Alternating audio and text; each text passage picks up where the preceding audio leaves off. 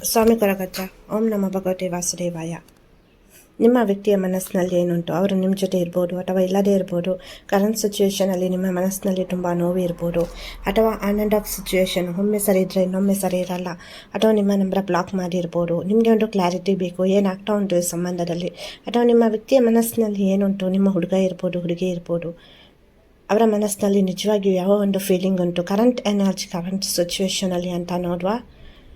ಅವರ ಹೆಸರನ್ನು 5 ಸಲ ಹೇಳಿಬಿಟ್ಟು ಪ್ರಾರ್ಥನೆಯನ್ನು ಮಾಡ್ಕೊಳ್ಳಿ. ನಿಮ್ಮದು ಇಷ್ಟ ದೇವರು, ಹಾಗೆಯೇ ಡಿವೈನ್ ಏಂಜಲ್ಸ್, ಸರ್ವಶಕ್ತನಾದ ಭಗವಂತನನ್ನು ಕೂಡ ಪ್ರಾರ್ಥನೆಯನ್ನು ಮಾಡ್ಕೊಳ್ಳಿ. ಇದು ಜನರಲ್ ರೀಡಿಂಗ್ ಆಗಿರುತ್ತೆ. ಇಲ್ಲಿ ನಿಮಗೆ ಎಲ್ಲವೂ ಅನ್ವಯ ಆಗಬೇಕು ಅಂತ ಇಲ್ಲ, ಬಟ್ ಪರ್ಸ್ನಲ್ ರೀಡಿಂಗಲ್ಲಿ ನಿಮಗೆ ಅನ್ವಯ ಆಗುತ್ತೆ. ಅದು ನಿಮ್ಮದೇ ರೀಡಿಂಗ್ ಆಗಿರುತ್ತೆ.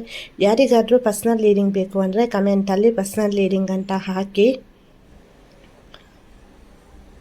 ಹಾಗೆಯೇ ಪ್ರೀತಿಯನ್ನು ಆಕರ್ಷಣೆ ಮಾಡಲಿಕ್ಕೆ ರೋಸ್ ಕ್ರಾಸ್ ಅನ್ನುವ ಬ್ರಾಸ್ಲೈಟ್ ಸಿಗುತ್ತೆ. ಹಾಗೆಯೇ ನಿಮ್ಮ ಜೀವನದಲ್ಲಿ ಸಮಸ್ಯೆ ಆಗ್ತಾ ಉಂಟು, ಅಥವಾ ಹಣಕಾಸಿಗೆ ಸಂಬಂಧಿಸಿದ ಸಮಸ್ಯೆ, ಬಿಸ್ನೆಸ್ ಚೆನ್ನಾಗಿ ನಡೀತಾ ಇಲ್ಲ, ಅಥವಾ ಮಕ್ಕಳ ವಿದ್ಯಾಭ್ಯಾಸದಲ್ಲಿ ಸಮಸ್ಯೆ ಆಗ್ತಾ ಉಂಟು, ಇನ್ಯಾವುದೇ ಹೆಲ್ತ್ ಕಂಡೀಷನ್ ಸರಿ ಇಲ್ಲ, ಇನ್ಯಾವುದೇ ಸಮಸ್ಯೆ ಆಗ್ತಾ ಇದ್ದರೆ ನಿಮಗೆ ತಕ್ಕದಾದಂತಹ ಒಂದು ಬ್ರಾಸ್ಲೈಟನ್ನು ರೆಡಿ ಮಾಡಿ ಕೊಡ್ತೇನೆ. ಪೂಜೆ ಮಾಡಿ, ಎನರ್ಜಿ ಪಾಸ್ ಮಾಡಿ.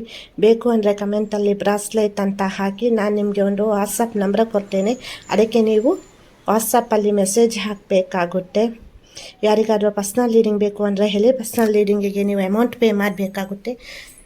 ಅದು ನಿಮ್ಮದೇ ರೀಡಿಂಗ್ ಆಗಿರುತ್ತೆ. ನೋಡುವ ನಿಮ್ಮ ವ್ಯಕ್ತಿಯ ಮನಸ್ಸಿನಲ್ಲಿ ಏನು ಅಂತಂತ. ಇದು ಜನರಲ್ ರೀಡಿಂಗ್ ಆಗಿರುತ್ತೆ. ಇಲ್ಲಿ ನಿಮಗೆ ಯಾವುದು ಅನ್ವಯ ಆಯಿತು ಅದನ್ನು ಮಾತ್ರ ಕನ್ಸಿಡರ್ ಮಾಡಿ ಪಾಸಿಟಿವ್ ಆಗಿ ರೀಡಿಂಗ್ ನೋಡಿ, ಪ್ರಾರ್ಥನೆಯನ್ನು ಮಾಡಿ. ನೋಡುವ ನಿಮ್ಮ ವ್ಯಕ್ತಿಯ ಮನಸ್ಸನ್ನು ಏನು ಅಂತಂತ.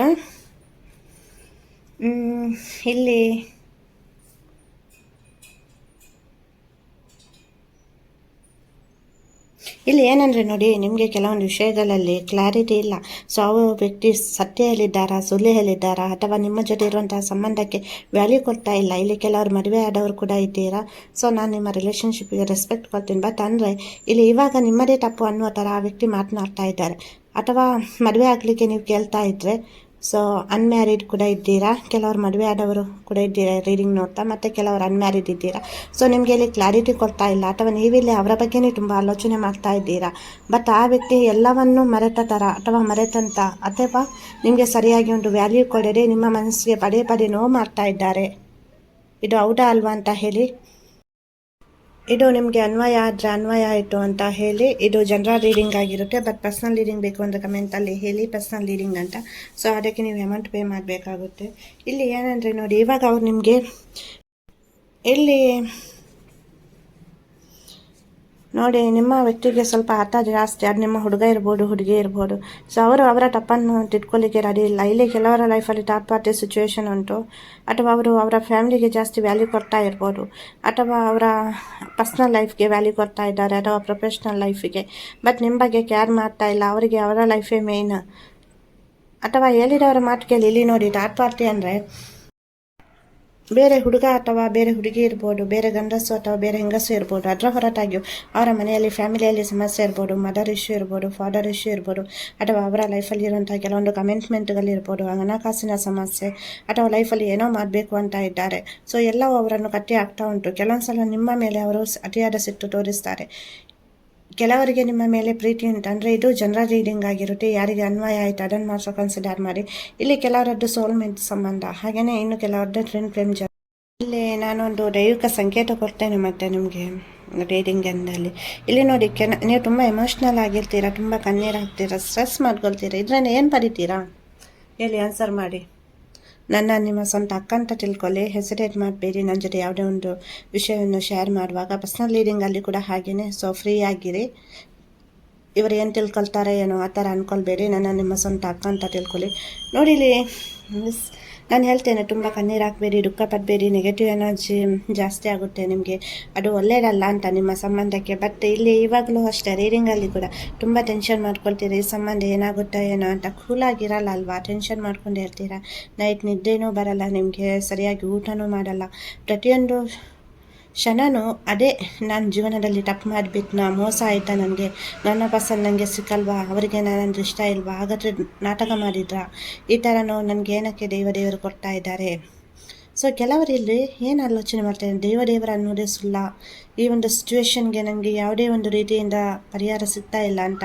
ಸೊ ಈ ಒಂದು ಸಿಚುವೇಶನ್ಗೆ ನೀವು ಈ ಕರೆಕ್ಟ್ ಎನರ್ಜೀಸಲ್ಲಿ ಈ ವಿಡಿಯೋ ನೋಡ್ತಾ ಇದ್ರೆ ಇಲ್ಲಿ ನಿಮಗೆ ಪರಿಹಾರ ಇರುತ್ತೆ. ಸುಮ್ಮನೆ ಈ ವಿಡಿಯೋ ಬಂದು ನೀವು ನೋಡಲ್ಲ. ಈ ವಿಡಿಯೋ ಎಲ್ಲರಿಗೂ ಸಿಗಲ್ಲ, ಈ ರೀಡಿಂಗ್ ಎಲ್ಲರಿಗೂ ರೀಚ್ ಆಗಲ್ಲ. ಯಾರಿಗೆ ರೀಚ್ ಆಗಬೇಕು ಅವರಿಗೇ ರೀಚ್ ಆಗುತ್ತೆ. ಇದು ಹೌದಾ ಅಲ್ವಾ ಅಂತ ಹೇಳಬೇಕು ನೀವು. ನೋಡಿ ಇಲ್ಲಿ ನೋಡಿ, ಟೆನ್ಷನ್ ಮಾಡ್ಕೊಳ್ತಾ ಇದ್ದೀರಾ, ಅತಿಯಾಗಿ ಆಲೋಚನೆ ಮಾಡ್ತಾ ಇದ್ದೀರಾ, ಯಾರ್ಯಾರು ಏನೇನೋ ಹೇಳಿರ್ತಾರೆ ಅದರ ಬಗ್ಗೆನೇ ಜಾಸ್ತಿ ಫೋಕಸ್ ಮಾಡ್ತೀರಾ. ನಿಮ್ಮ ಹುಡುಗನ ಬಗ್ಗೆ ಇರ್ಬೋದು, ಹುಡುಗಿ ಬಗ್ಗೆ ಇರ್ಬೋದು, ಅಥವಾ ನಿಮ್ಮ ಲೈಫ್ ಬಗ್ಗೆ ನೀವೇ ತುಂಬ ಕೆಳಮಟ್ಟದಲ್ಲಿ ಆಲೋಚನೆ ಮಾಡ್ತಾ ಇದ್ದೀರಲ್ಲ. ನಿಮ್ಮ ಲೈಫನ್ನು ನೀವೇ ರೀಕಲೆಕ್ಷನ್ ಮಾಡಬೇಕು, ತಿದ್ದಬೇಕು. ಬೇರೆ ಯಾರೋ ಇವಾಗ ತಪ್ಪಾಗಿದೆಯಾ ನೀವೇ ಸರಿ ಮಾಡಬೇಕು, ಬೇರೆ ಯಾರು ಕೂಡ ಬಂದು ಸರಿ ಮಾಡಲ್ಲ. ಗೊತ್ತಾಯ್ತಾ? ನಿಮ್ಮ ಖುಷಿ ನಿಮ್ಮೊಳಗೇ ಉಂಟು, ನಿಮ್ಮ ಸಂತೋಷ ನಿಮ್ಮೊಳಗೇ ಉಂಟು, ನಿಮ್ಮ ನೆಮ್ಮದಿ ನಿಮ್ಮೊಳಗೇ ಉಂಟು. ಅದನ್ನು ನೀವು ಫಸ್ಟ್ ಹುಡುಕಬೇಕು. ಯಾರೋ ಏನೋ ಹೇಳಿದ್ರು ಹಾಗೆ ಹೀಗೆ ಅಲ್ಲ, ನಿಮ್ಗೇನು ಬೇಕು ಅದನ್ನು ನೀವು ಪಡೀಲಿಕ್ಕೆ ಸಾಧ್ಯತೆ ಉಂಟು. ನಿಮ್ಮ ವ್ಯಕ್ತಿಯನ್ನು ನೀವು ಆಕರ್ಷಣೆ ಮಾಡಲಿಕ್ಕೂ ಸಾಧ್ಯತೆ ಉಂಟು, ಆಗುತ್ತೆ. ಅದು ನೀವು ಪಾಸಿಟಿವ್ ಆಗಿರಬೇಕು. ನೀವು ಅಲ್ಲ ಸಲ್ಲದ ವಿಚಾರಗಳ ಬಗ್ಗೆ ಜಾಸ್ತಿ ಫೋಕಸ್ ಮಾಡ್ತಾ ಇದ್ದೀರಲ್ಲ. ಸೊ ಇದು ಜನರಲ್ ರೀಡಿಂಗ್ ಆಗಿರುತ್ತೆ. ಯಾವ್ದು ಅನ್ವಯ ಆಯಿತು ಅದನ್ನು ಮಾತ್ರ ಕನ್ಸಿಡರ್ ಮಾಡಿ. ಅಕ್ಕ ಏನೇನೋ ಹೇಳ್ತಾ ಇದ್ದಾರೆ ನಮಗೆ ಅಂತ ಅಂದ್ಕೊಳ್ಬೇಡಿ. ಸೊ ಯಾರಿಗೆ ಅನ್ವಯ ಆಯಿತು ಅವ್ರು ಮಾತ್ರ ಕನ್ಸಿಡರ್ ಮಾಡಿ. ಎಲ್ಲನೂ ಅನ್ವಯ ಆಗಬೇಕು ಅಂತ ಇಲ್ಲ. ಪರ್ಸನಲ್ ರೀಡಿಂಗ್ ಅದು ನಿಮ್ಮದೇ ರೀಡಿಂಗ್ ಆಗಿರುತ್ತೆ. ಮತ್ತು ಆದಷ್ಟು ಬ್ಲ್ಯಾಕ್ ಡ್ರೆಸ್ಸನ್ನು ಅವಾಯ್ಡ್ ಮಾಡಿ. ಸೊ ಇಲ್ಲಿ ಒಂದು ಬದಲಾವಣೆ ಅನ್ನೋದು ಬರುತ್ತೆ. ಸೊ ನೀವು ಪಾಸಿಟಿವ್ ಆಗಿರಬೇಕು, ನೀವು ಕಣ್ಣೀರು ಹಾಕಬಾರ್ದು, ನೀವು ದುಃಖ ಪಡಬಾರ್ದು, ಸೆಲ್ಫ್ ಲವ್ ಮಾಡಬೇಕು, ಸೆಲ್ಫ್ ಕೇರ್ ಮಾಡಬೇಕು. ಅಕ್ಕ ಅವರೇ ಇಲ್ಲ, ಹೆಂಗೆ ನಾವು ಮಾಡೋದು, ನಾವು ಹೆಂಗಿರೋದು ಖುಷಿಯಾಗಿ ನೆಮ್ಮದಿಯಿಂದ ಅಂತ ನೀವು ಅಂದ್ಕೊಳ್ಬೋದು. ಅವ್ರನ್ನ ಇವತ್ತಲ್ಲ ನಾಳೆ ಬಂದೇ ಬರ್ತಾರೆ. ಆ ಒಂದು ಮೈಂಡ್ ಸೆಟ್ಟನ್ನು ಇಟ್ಕೊಳ್ಳಿ. ಲಾ ಆಫ್ ಅಟ್ರಾಕ್ಷನ್ ಏನು ಹೇಳುತ್ತೆ, ಪ್ರತಿಯೊಂದನ್ನು ಆಕರ್ಷಣೆ ಮಾಡುವಂತಹ ಶಕ್ತಿ ಸಾಮರ್ಥ್ಯ ನಿಮಗೆ ಉಂಟು. ಇಷ್ಟು ವರ್ಷ ನಿಮ್ಮ ಜೊತೆ ಇದ್ದರು ನಿಮ್ಮ ಹುಡುಗ ಹುಡುಗಿ. ಸೊ ಇವಾಗ ಏನೋ ಸಮಸ್ಯೆ ಆಯಿತು ಮಿಡ್ಲಲ್ಲಿ, ಅದಕ್ಕೆ ಇವಾಗ ನೀವು ಬಿಟ್ಬಿಡ್ತೀರಾ ನಿಮ್ಮ ಹುಡುಗ ಹುಡುಗಿಯನ್ನು. ಸೊ ಇಲ್ಲಿ ಸಮಸ್ಯೆ ಬಂದಿದೆ ಅಂದರೆ ಅದನ್ನು ಸಾಲ್ವ್ ಮಾಡಲಿಕ್ಕೆ ನೋಡಬೇಕು. ಸೊ ಅಲ್ಲಿ ಈಗೋ ಇಟ್ಕೊಂಡು ಅಹಂಭಾವ ಇಟ್ಕೊಂಡು ನಾನೇ ಕಸೋಲಿ, ಅವರೇ ಬರಲಿ ಇವರೇ ಬರಲಿ, ಹಂಗಲ್ಲ. ತಾಳ್ಮೆಯಿಂದ ಇರಬೇಕು ಪ್ರತಿಯೊಂದು ಸಂಬಂಧದಲ್ಲೂ. ಏನಾದರೂ ನಿಮಗೆ ಶೇರ್ ಮಾಡಲಿಕ್ಕೆ ಇದ್ದರೆ ನನ್ನ ಜೊತೆ ಕಮೆಂಟಲ್ಲಿ ಹೇಳಿ. ಹಾಗೇನೇ ಪರ್ಸ್ನಲ್ ಪ್ರಾರ್ಥನೆ ಬೇಕು ಅಂದರೆ ಹೇಳಿ. ಹಾಗೇನೇ ಪರ್ಸ್ನಲ್ ರೀಡಿಂಗ್ ಬೇಕು ಅಂದರೆ ಅಮೌಂಟ್ ಪೇ ಮಾಡಬೇಕಾಗುತ್ತೆ. ಅದು ನಿಮ್ಮದೇ ರೀಡಿಂಗ್ ಆಗಿರುತ್ತೆ. ನಿಮ್ಮ ಸ್ವಂತ ಅಕ್ಕ ಅಂತ ತಿಳ್ಕೊಳ್ಳಿ. ಯಾವುದಕ್ಕೂ ಹೆಸಿಟೇಟ್ ಮಾಡಬೇಡಿ. ಪ್ರತಿಯೊಂದು ಸಮಯ ಸಂದರ್ಭಗಳು ಚೇಂಜ್ ಆಗ್ತಾನೆ ಇರುತ್ತೆ. ಸೊ ಒಮ್ಮೆ ಇದ್ದ ಥರ ಇನ್ನೊಮ್ಮೆ ಇರಬೇಕು ಅಂತ ಇಲ್ಲ. ಸೊ ನಾನು ನಿಮಗೆ ಒಂದು ದೈವಿಕ ಸಂಕೇತ ಹೇಳ್ತೇನೆ ಅಂತ ಹೇಳಿದ್ದೇನೆ. ಸೊ 1176 ಈ ಒಂದು ದೈವಿಕ ಸಂಖ್ಯೆಯನ್ನು 1 ನಿಮಿಷ ಹೇಳ್ತೀರಾ, 5 ನಿಮಿಷ ಹೇಳ್ತೀರಾ, 10 ನಿಮಿಷ ಹೇಳ್ತೀರಾ, ನಿಮಗೆ ಬಿಟ್ಟದ್ದು. ಸೊ ಇದು ತುಂಬ ಒಂದು ರೀತಿ ಮಿರಾಕಲ್ ದೈವಿಕ ಸಂಕೇತ ಅಂತ ಹೇಳ್ಬೋದು, ಏಂಜಲ್ ನಂಬರ್. ಸೊ ಇದು ತುಂಬ ಹೆಲ್ಪ್ ಆಗುತ್ತೆ. 1176 ಇದನ್ನು ಹೇಳ್ತಾ ಇರಿ, ತುಂಬ ಒಳ್ಳೆಯದಾಗುತ್ತೆ. ವಿಡಿಯೋ ಇಷ್ಟ ಆದರೆ ಒಂದು ಲೈಕ್ ಮಾಡಿ, ಶೇರ್ ಮಾಡಿ, ಹಾಗೆಯೇ ಸಬ್ಸ್ಕ್ರೈಬ್ ಮಾಡಿಲ್ಲ ಅಂದರೆ ಸಬ್ಸ್ಕ್ರೈಬ್ ಮಾಡಿ. ನನ್ನ ಆರಾಧ್ಯ ದೇವರ ಕೊರಗಜ್ಜ ಹಾಗೂ ಮಹಾವಿಷ್ಣು ಮಹಾದೇವರ ಅನುಗ್ರಹ ಸದಾ ನಿಮ್ಮ ಮೇಲೆ ಇರಲಿ ಅಂತ ಪ್ರಾರ್ಥಿಸ್ತೇನೆ. ವಿಡಿಯೋ ನೋಡಿದ್ದಕ್ಕಾಗಿ ಧನ್ಯವಾದಗಳು. ಎಲ್ಲರಿಗೂ ಒಳ್ಳೆಯದಾಗಲಿ, ಖುಷಿಯಾಗಿರಿ.